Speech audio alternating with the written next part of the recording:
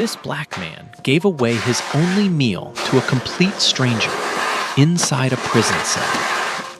He was already starving, already losing weight, already serving time for a crime he didn't commit. But when he saw the man across from him shaking, refusing to eat, slowly giving up on life, he didn't think twice. He pushed his tray across that cold concrete floor, night after night, day after day, until he had almost nothing left of himself. Break it up! He didn't ask for anything in return. He didn't know who that stranger was. But that stranger knew exactly who Curtis Fletcher was. And 3 years later, he came back with an offer that would change Curtis's life, his grandmother's life, and an entire neighborhood forever.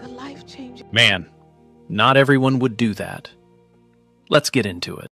To understand what Curtis Fletcher did inside that cell, you need to understand where he came from and what life had already taken from him long before he ever wore an orange jumpsuit. Curtis grew up on the east side of Baltimore. Not the Baltimore you see in travel brochures, not the Inner Harbor or the waterfront restaurants. The other Baltimore. The one with boarded-up row houses on every block, corner stores with bulletproof glass, streets where the streetlights flickered out and nobody came to fix them. He never knew his mother. She left when he was 4 years old. One morning she was there. The next morning she wasn't. No note, no phone call, no explanation. Just an empty chair at the kitchen table and a silence that never really went away. His father tried. For a while, he really tried. But the streets got to him the way they got to a lot of men in that neighborhood. By the time Curtis was 6, his father was arrested on drug charges. Curtis stood on the porch and watched the police car pull away. He didn't cry. He just stood there, quiet, like he already understood that this was how things worked in his world. After that, it was just Curtis and his grandmother, Grandma Louise. She was a small woman with deep brown eyes and hands that were always warm. She lived in a narrow brick row house that had been in the family for decades. The roof leaked when it rained. The radiators barely worked in the winter.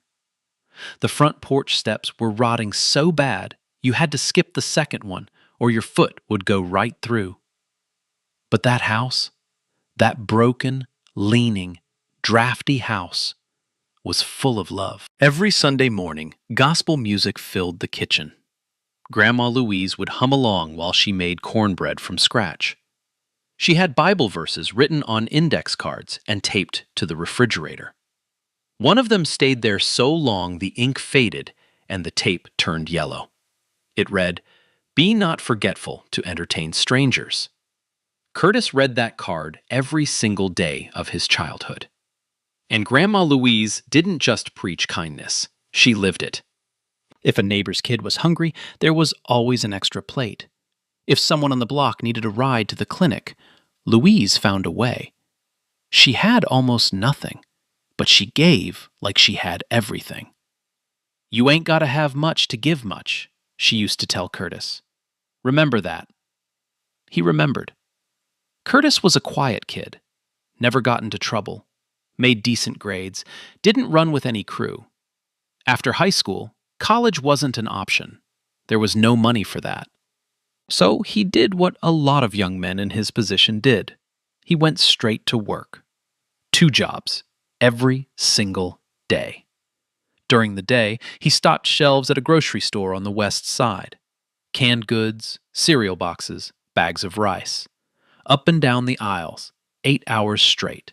His back ached by noon. His knees ached by 3.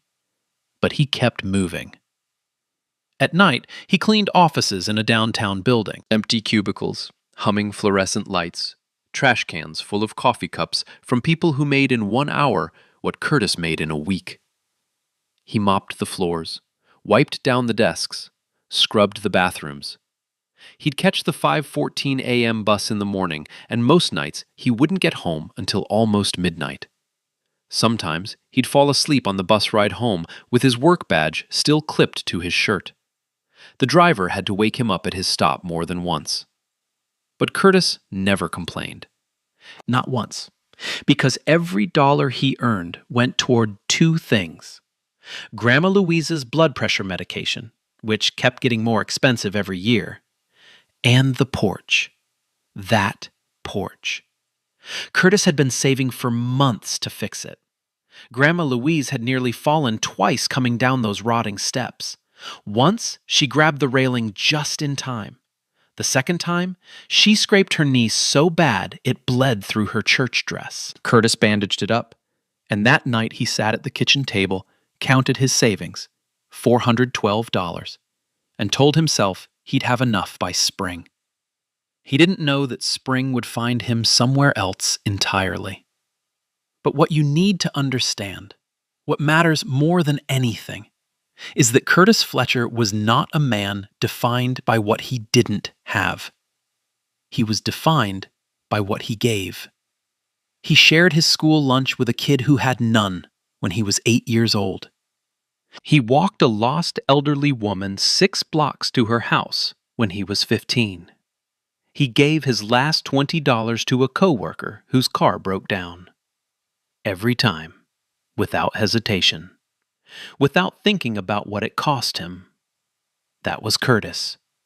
And maybe, just maybe, that's exactly why what happened next was supposed to happen.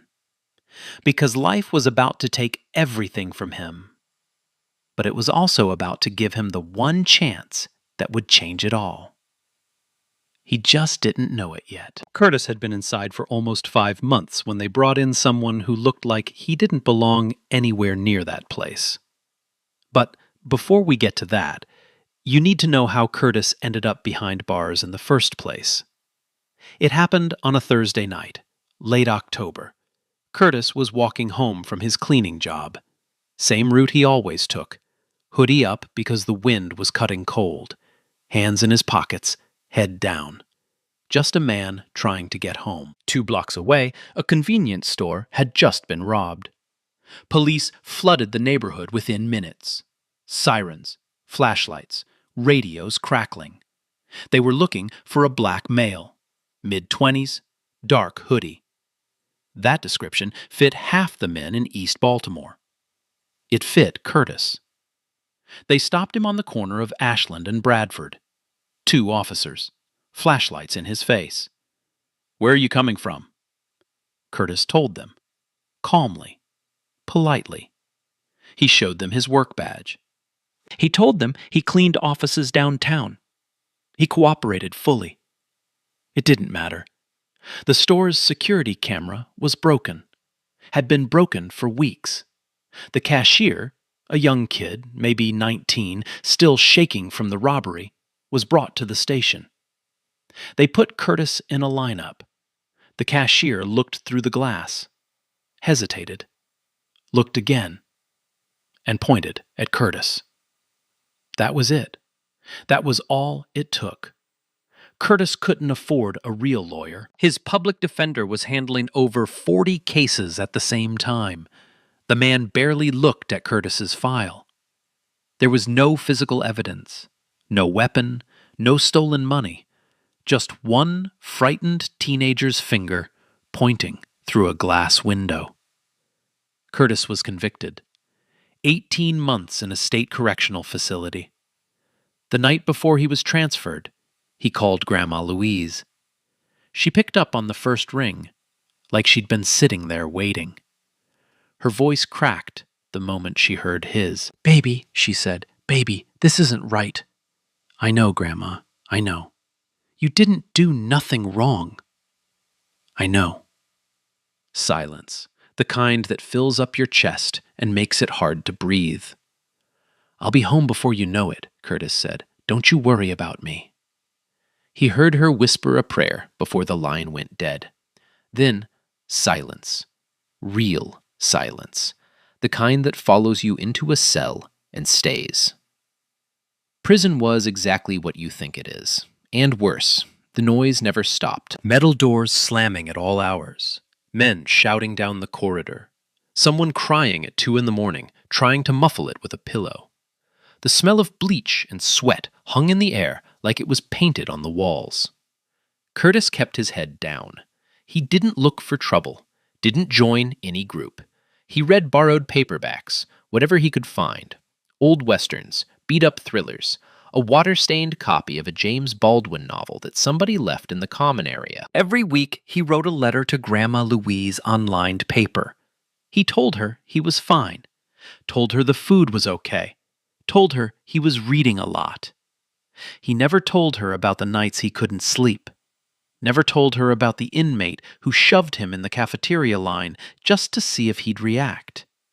Never told her how small the world becomes when it shrinks to an 8x10 room.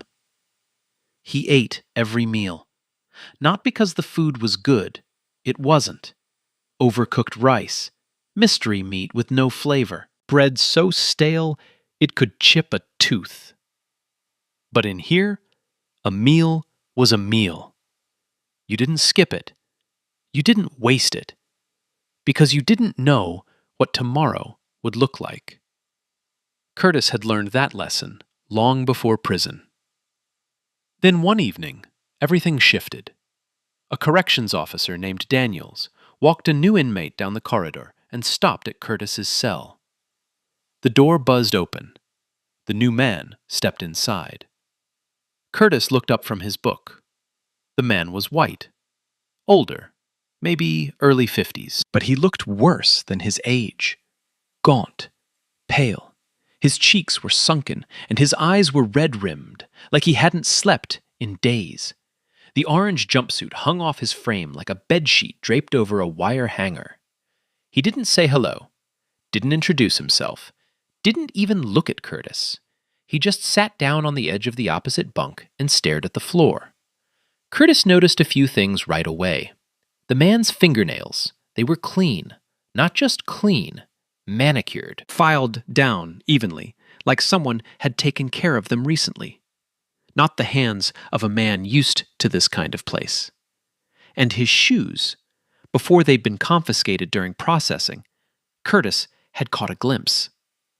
Dark brown leather, the kind with stitching so fine you knew they cost more than Curtis made in a month.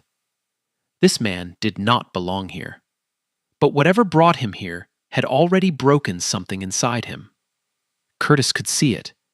The way he held himself, hunched, folded inward, like he was trying to disappear. And what Curtis didn't know yet, what nobody in that cell block knew, was that this stranger had already decided he was done. Done eating, done trying, done with everything. What Curtis did next cost him something real, and he did it without a second thought. The first day, Edward didn't eat. The tray came, sat on the edge of his bunk untouched. The bread hardened. The milk got warm. When the guard came to collect it, every bite was still there. Curtis watched, but said nothing. The second day, same thing. The tray came. Edward didn't look at it, didn't move toward it. He just sat on his bunk, knees pulled to his chest, staring at the wall like he was looking through it, like he was looking at something far away that nobody else could see. Curtis watched again. This time, he noticed Edward's hands. They were shaking worse than before. A fine, constant tremor that ran from his fingers up through his wrists. By the third day, Edward could barely stand. He tried to get up to use the sink, and his knees buckled. He caught himself on the edge of the bunk, hung there for a moment, then lowered himself back down. His lips were dry and cracked.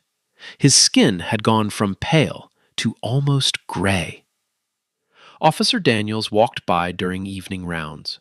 Curtis called out to him.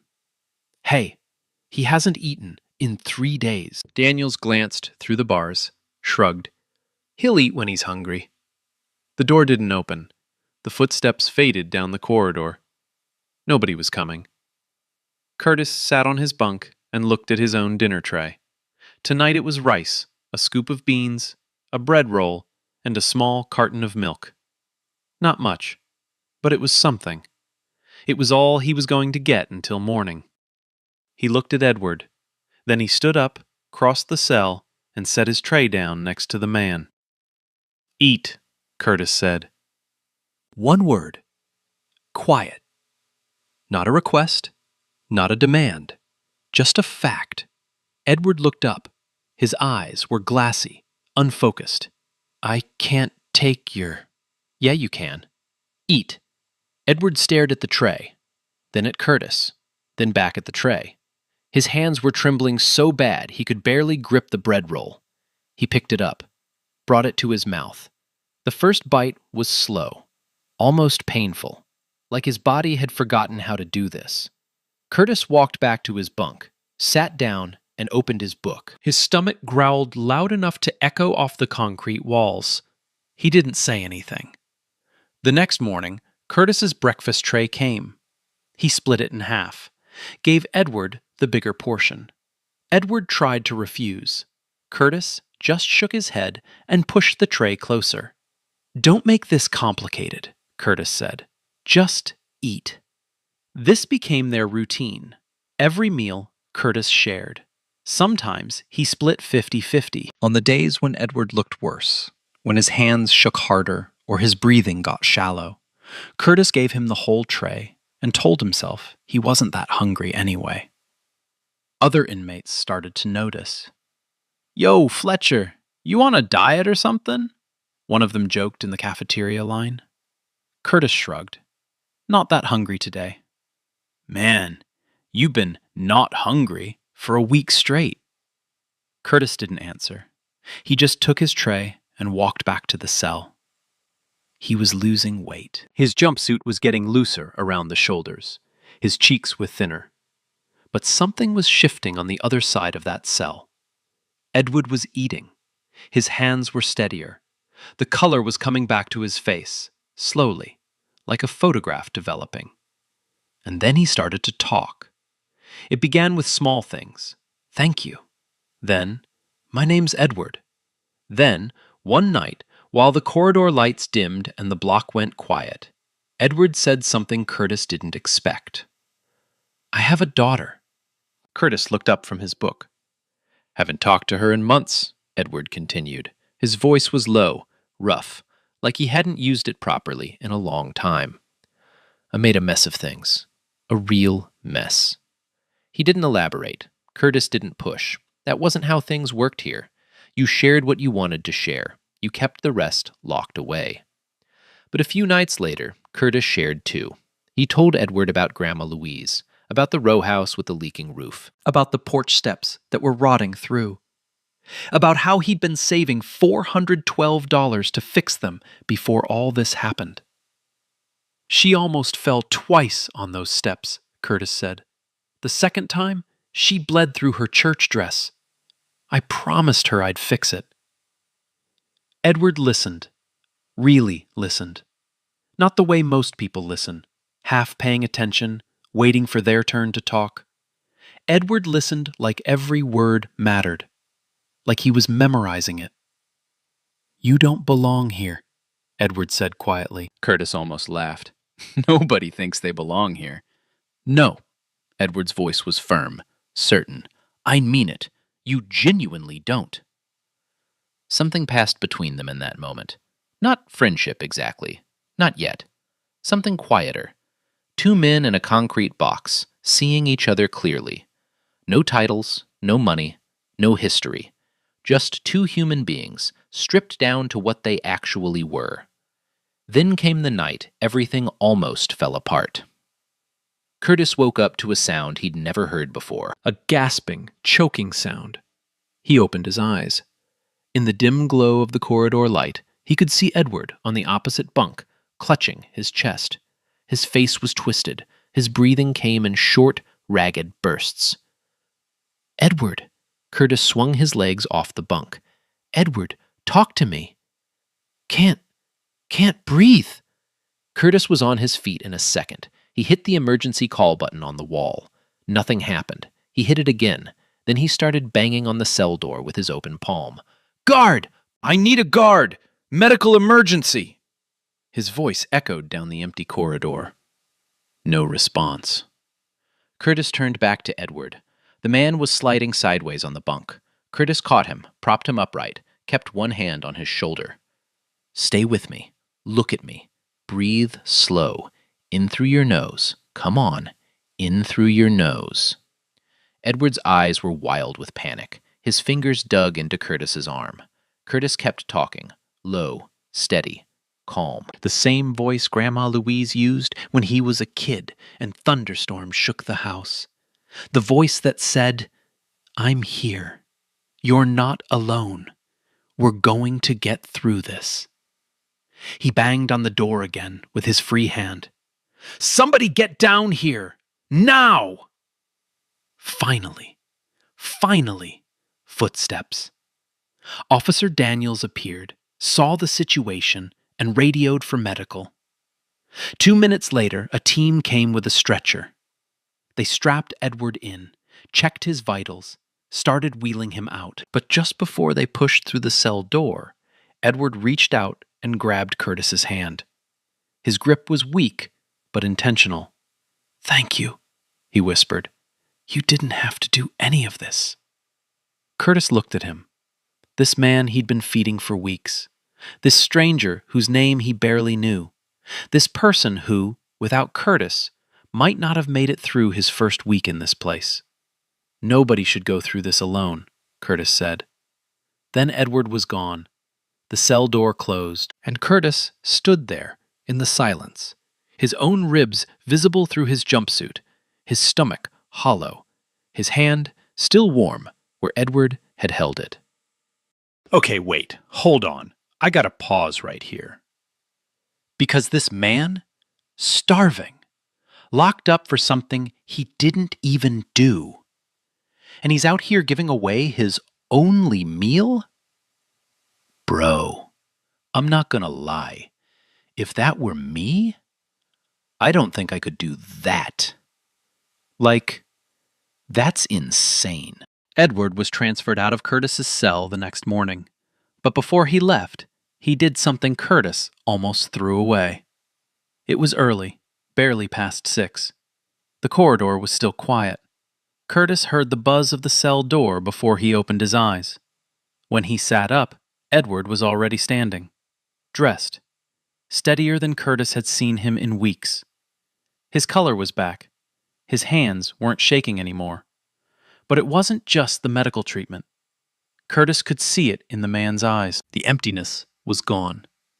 In its place was something quieter, something that looked like purpose.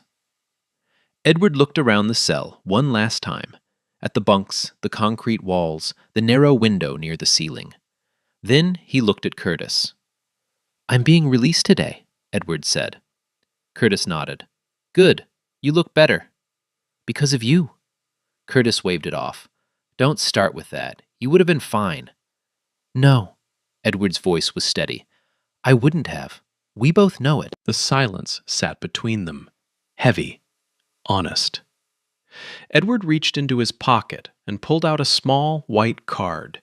Plain, no logo, no company name, just 2 lines, a name and a phone number. He held it out to Curtis. When you get out, Edward said, call this number. Curtis took the card, glanced at it. Edward Holton, and a 10-digit number. Nothing else. Just promise me you'll keep it, Edward said.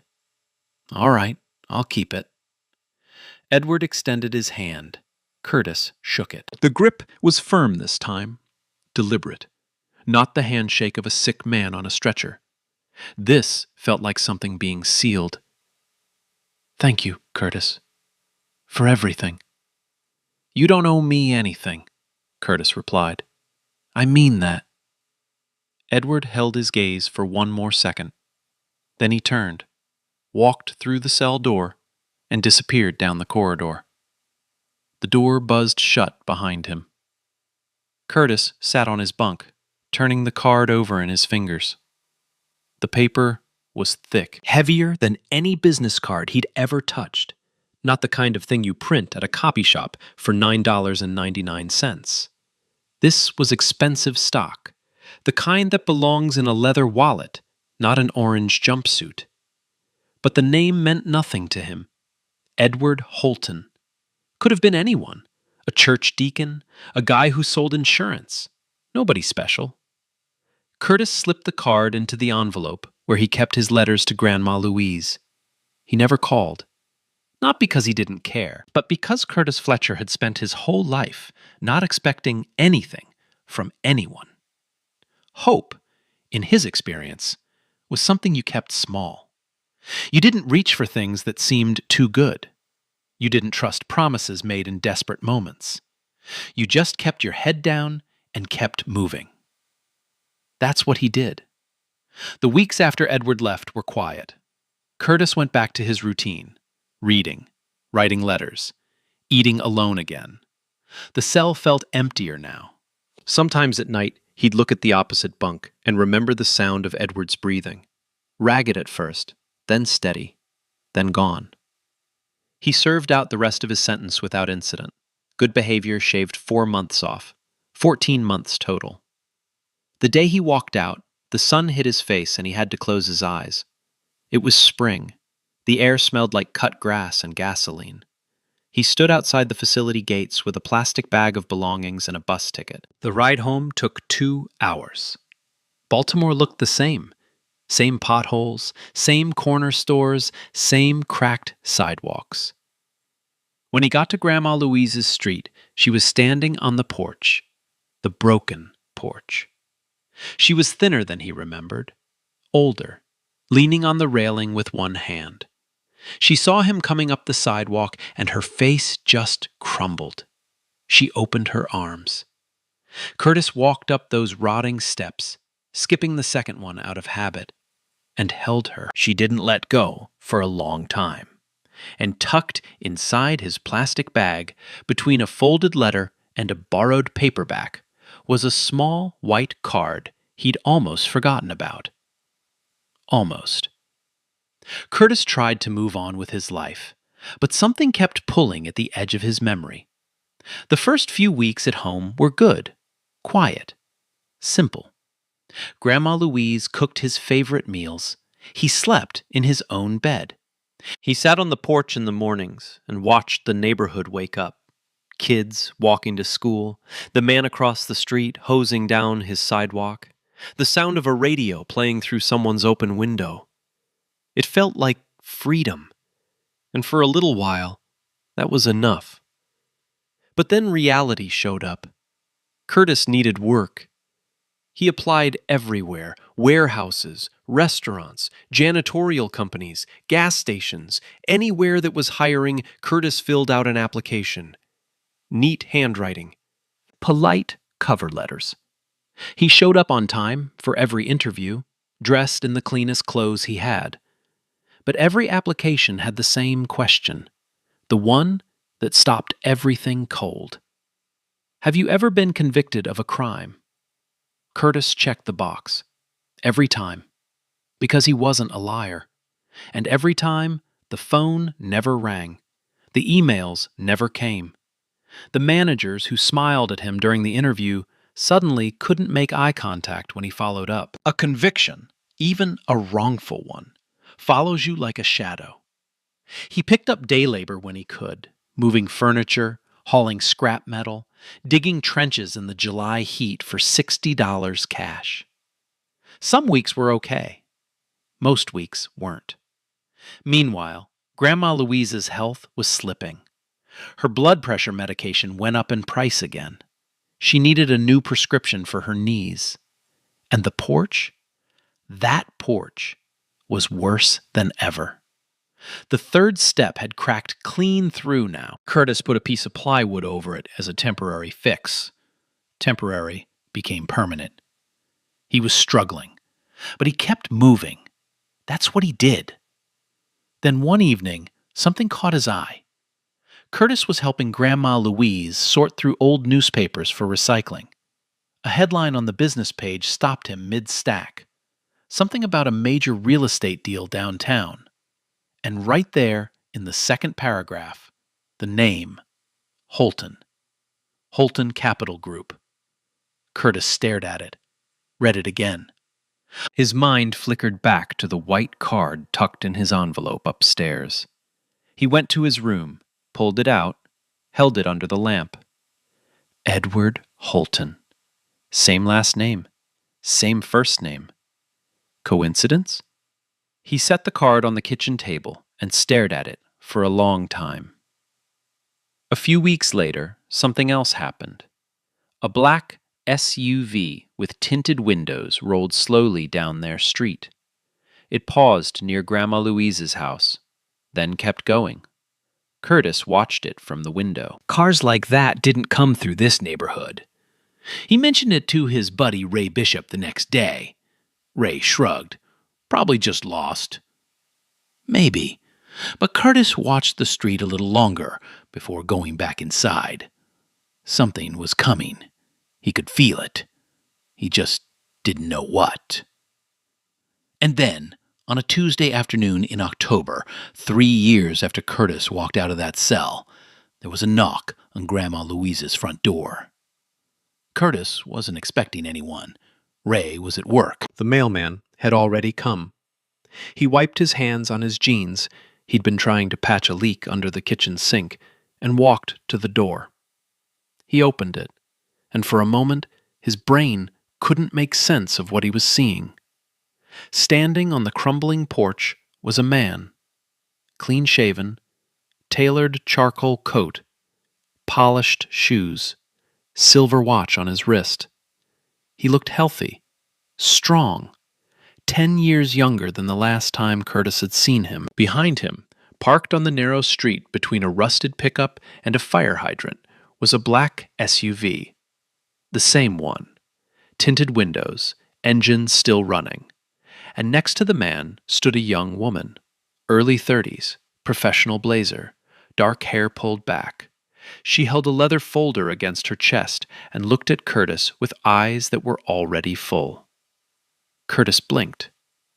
Edward? Edward Holton smiled. Not a polite smile, not a business smile. The kind of smile that comes from somewhere deep. The kind you've been holding for a long time. You never called the number, Edward said. Curtis stood in the doorway, one hand still on the knob. His mind was racing. The gaunt man on the bunk, the shaking hands, the bread roll, the stretcher, and now this man in a tailored coat standing on his grandmother's broken porch like he'd stepped out of a different world. Because he had. May I come in? Edward asked. Curtis stepped aside without a word. They sat in Grandma Louise's living room, the old couch with the faded floral print, the coffee table with the Bible and the TV remote. Grandma Louise came in from the kitchen, wiping her hands on a dish towel. She looked at the visitors, then at Curtis, then back at the visitors. Grandma, this is Edward, Curtis said, from when I was away. Grandma Louise studied Edward's face for a long moment. Then she nodded slowly and sat down in her armchair. The young woman spoke first. Mr. Fletcher, my name is Diane Holton. I'm Edward's daughter. Curtis looked at her, then at Edward, then back at her. Diane continued. My father told me about you the day he came home. He said a stranger saved his life. He's talked about you every single month since. The room went quiet. The only sound was the kitchen clock ticking on the wall.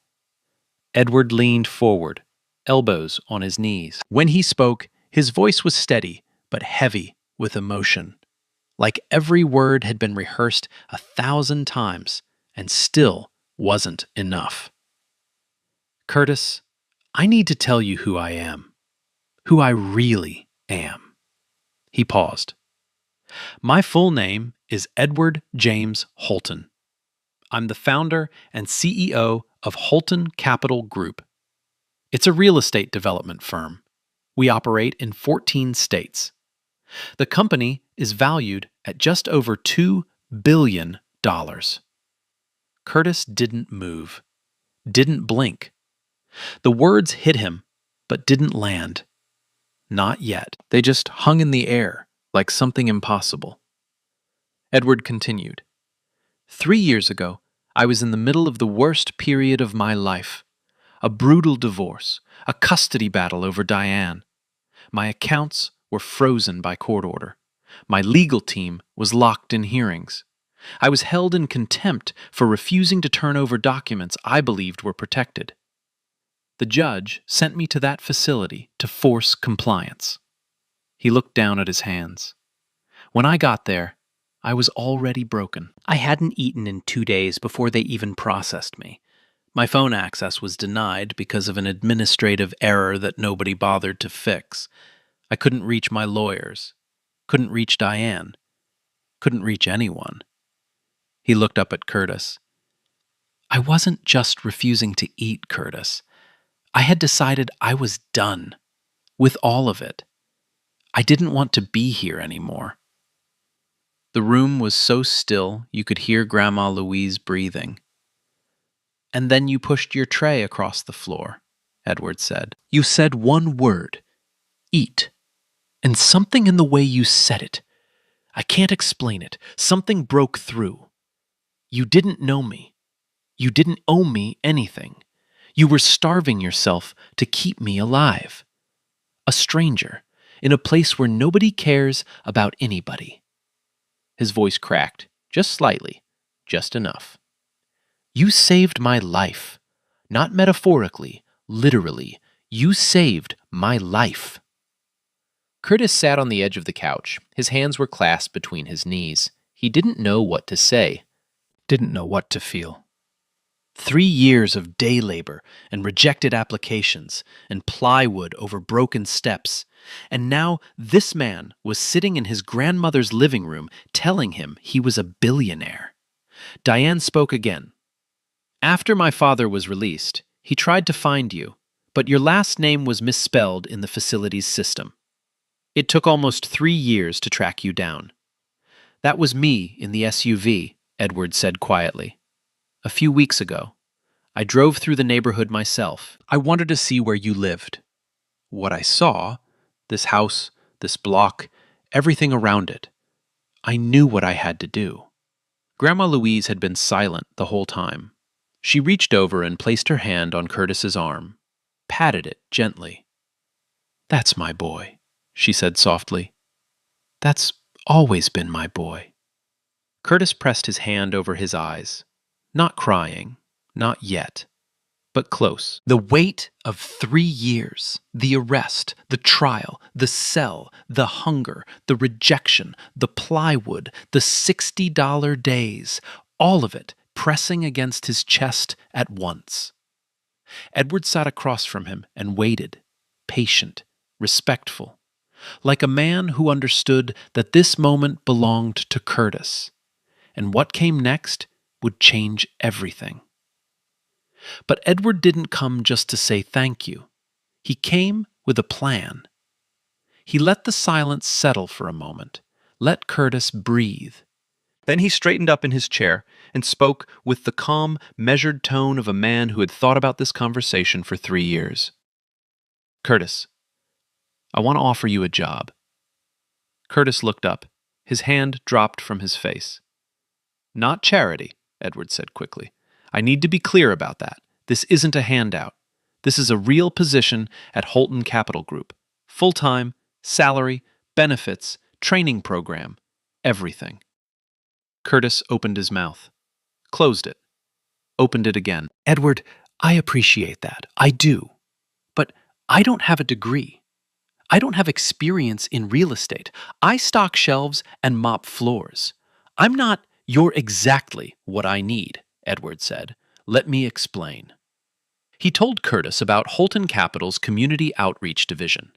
The company was expanding into underserved neighborhoods across Maryland and Virginia. They needed someone who understood those communities, not from a boardroom, not from a spreadsheet, from life. You have something money can't buy, Edward said. Integrity, empathy, the ability to look at someone who's suffering and actually do something about it. I've got a building full of Harvard MBAs who can read a balance sheet, but I don't have a single person who would give away their last meal to a stranger. He paused. I'll make sure you're trained. You'll have mentors. You'll learn everything you need to learn. You just bring who you are. That's the job." Curtis sat there. His mind was spinning. 6 months ago, he was hauling scrap metal in the heat for $60.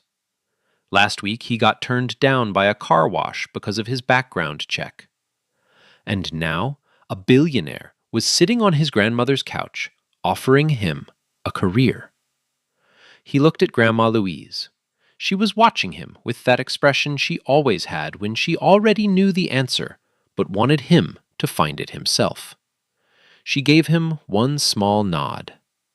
Curtis swallowed hard. "Okay," he said. "Okay, I'll do it." Edward smiled, but he wasn't done. "There's something else," he said. He turned to Grandma Louise. "Ma'am, Curtis told me about this house when we were in that cell together. He told me about the porch, the steps, how you almost fell twice." Grandma Louise raised an eyebrow. "Baby, the porch is the least of it. The whole house needs prayer."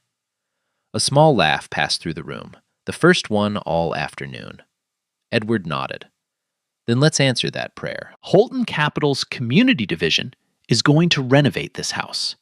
Completely. New roof, new porch, new plumbing, updated electrical, new kitchen. Everything." Grandma Louise's hand went to her chest. "At no cost," Edward added. "Not a dollar." Curtis shook his head. "Edward, that's too much. I can't let you—" "You gave me your meal when you had nothing." Edward's voice was gentle but firm. "Every night, for weeks, you didn't ask for a single thing in return. Let me give you this, please." Curtis tried to speak. The words wouldn't come. He pressed both hands over his face and sat there, shoulders trembling. Grandma Louise reached over and rubbed his back the way she used to when he was small. Her lips moved silently, a prayer, the kind she whispered when words weren't big enough. Diane had tears running down her cheeks. She wiped them with the back of her hand and opened the leather folder she'd been holding since she walked through the door. "There's one more thing," she said. Curtis looked up. How could there possibly be one more thing? Edward stood. He walked to the window and looked out at the street, the cracked sidewalk, the boarded-up house across the road, the kids on bicycles weaving around potholes. "When I got out of that facility," Edward said, "I made myself a promise. I told myself that if I ever found you, I wouldn't just help you. I'd build something that helps everyone like you. People who got knocked down by a system that wasn't designed to pick them back up." He turned back to Curtis. "We're launching a new initiative. It's called the Holton Second Chance Fund. Job training, legal aid, housing assistance. All for formerly incarcerated individuals re-entering society.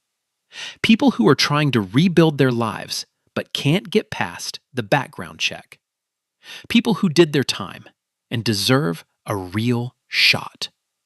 Curtis was listening, really listening. "We're partnering with local nonprofits, funding expungement clinics, building apprenticeship pipelines into construction, electrical, plumbing, trades. Real careers, not just temp work." Edward walked back to the couch and sat down. He looked Curtis directly in the eyes. "And I want you to help lead it." Curtis blinked. "Lead it? You lived it, Curtis. You know what these people need because you needed it too. You know what it feels like to check that box on an application and watch the door close. You know what it's like to do everything right and still get punished for it." He leaned forward. "I can fund this. I can build the infrastructure. But I need someone with a heart at the center of it. Someone people trust. Someone who's been where they are." He paused. "That's you." Curtis looked at Grandma Louise. She was smiling, tears rolling down her cheeks, but smiling. That smile that said, "I always knew. I always knew God had a plan for you." Curtis looked at Edward, at Diane, at the leather folder with the documents inside. at the business card he'd almost thrown away 3 years ago. Then he nodded. "All right," he said quietly. "Let's do it."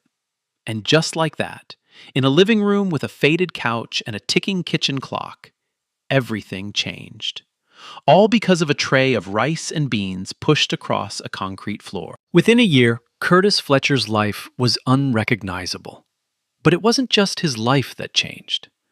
The first morning Curtis walked into Holton Capital's downtown office, he stood outside the glass doors for a full minute before going in.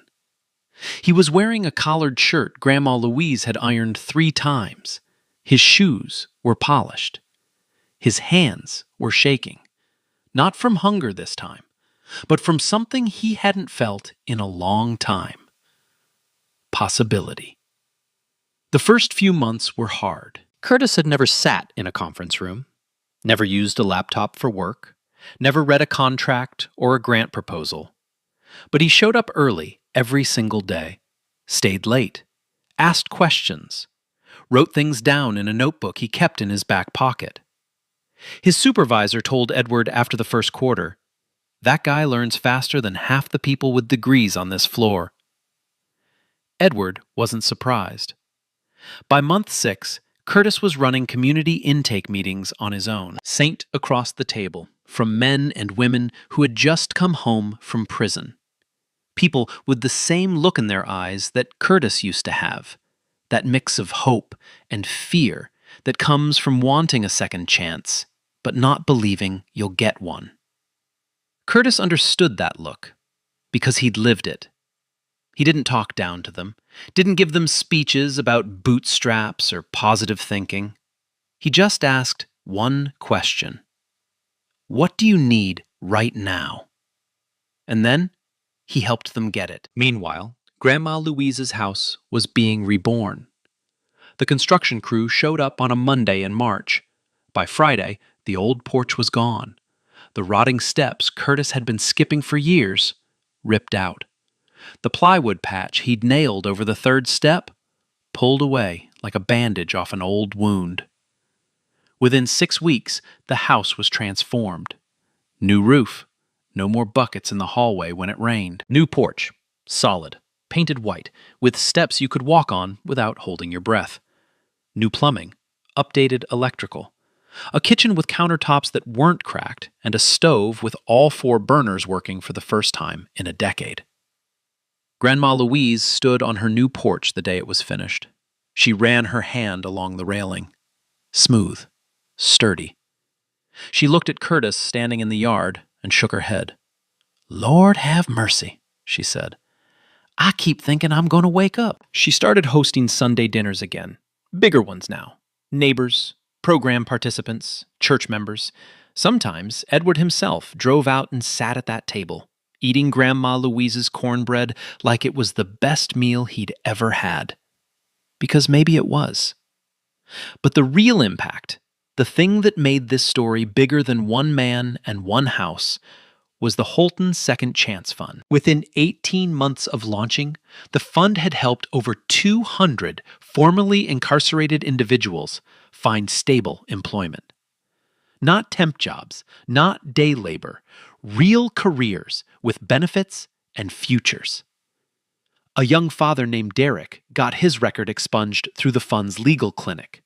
He completed a construction apprenticeship and got hired full-time by a building company in Towson. First steady paycheck of his life. A woman named Sandra finished a coding boot camp funded by the program. 6 months later, she was working at a tech startup in Colombia. She sent Curtis a thank you card that he pinned to his office wall. Local news picked up the story. Then a regional newspaper ran a feature. The headline read, "The Meal That Built a Movement." Curtis didn't love the attention, but he understood that the attention meant more funding, more partnerships, more people helped. He spoke at a community event that fall, stood at the podium in front of 300 people. His voice was steady. His words were simple. He talked about what it feels like to be invisible, To check a box on an application and know the answer is already no. To want to do right, but have every door slammed shut. The room gave him a standing ovation. Ray Bishop was in the back row, shaking his head with a grin on his face. Afterward, he grabbed Curtis by the shoulder. "I always knew you were different, man." Curtis laughed. "No, you didn't." "All right, I didn't. But I know it now." And then, quietly, without cameras or headlines, one more thing happened. Through the legal aid arm of the fund, Curtis's own case was reopened. New evidence was submitted. The original eyewitness recanted his identification. After months of review, the court vacated Curtis's conviction. He was officially exonerated. Curtis got the call standing in his office at Holton Capital. He stared out the window at the Baltimore skyline, pressed the phone against his ear, and let the tears roll down his face without wiping them away. Free. Finally. Fully free. But the moment that stayed with Curtis, the one he thinks about most, happened on a quiet Sunday evening, almost 2 years after Edward knocked on his grandmother's door. Curtis was visiting the state correctional facility, the same one he'd served his time in. Same buzzing fluorescent lights, same smell of bleach and concrete, same heavy doors that echoed when they closed. But this time, he wasn't wearing orange. He was wearing a collared shirt with the Holton Second Chance Fund logo stitched on the chest, a visitor badge clipped to his pocket, a clipboard in one hand. He was there for the fund's new mentorship outreach program. Once a month, Curtis came back to sit with inmates who were approaching their release dates. Men who were scared. Men who didn't know what was waiting for them on the other side. Men who had no one. That evening, they brought a young man to the visiting room. Early 20s, thin, quiet. He sat across from Curtis with his arms folded tight against his chest and his eyes fixed on the table. He reminded Curtis of someone. "When's your release date?" Curtis asked. 62 days, the young man mumbled. "You got a plan for when you get out?" No answer, just a small shake of the head. Curtis leaned back in his chair. He recognized that silence. He'd lived inside that silence for 14 months. "Are you eating?" Curtis asked. The young man didn't respond, but Curtis already knew the answer. He could see it. The hollowed cheeks, the loose jumpsuit, the way his hands gripped his own arms like he was holding himself together. Curtis reached into the bag he'd brought with him, pulled out a granola bar, set it on the table between them. "Eat," he said. One word. The same tone. Quiet. Not a request, not a demand. The young man looked at the granola bar, then at Curtis, then back at the bar. He picked it up, unwrapped it slowly, took a bite. Curtis smiled. The cycle begins again. Later that evening, Curtis drove to Grandma Louise's house. Edward was already there. The two of them sat on the new porch as the sun went down. The street was quiet. A neighbor's radio played something soft through an open window. "Do you ever think about what would have happened if you hadn't given me that tray?" Edward asked. Curtis shrugged. "I don't think about it like that. You were hungry. I had food. That's all it was." Edward nodded slowly, looked out at the street, the evening light, the stillness. "That's exactly why it meant everything," he said. Neither of them spoke after that. They didn't need to. Some things don't need words. They just need a porch and the quiet and the knowledge that somewhere along the way, kindness found its way home. And that's the story. A tray of rice and beans, a concrete floor, a man who had nothing, giving everything to a stranger who had given up. No cameras, no audience, no reward in mind, just one human being refusing to let another one break. Real talk. This story messed me up. Like, Curtis didn't know that man was a billionaire. He didn't care. He just saw someone struggling and said, "Nah, not on my watch." And honestly, in a world that's always trying to divide us, that kind of quiet kindness, that's everything to me. So let me ask you, would you have done the same? Tell me in the comments. And if this story made you feel something, hit that like button. Share it with someone who needs to hear it today. Subscribe and turn on notifications, because stories like this, they deserve to be told. I'll see you in the next one.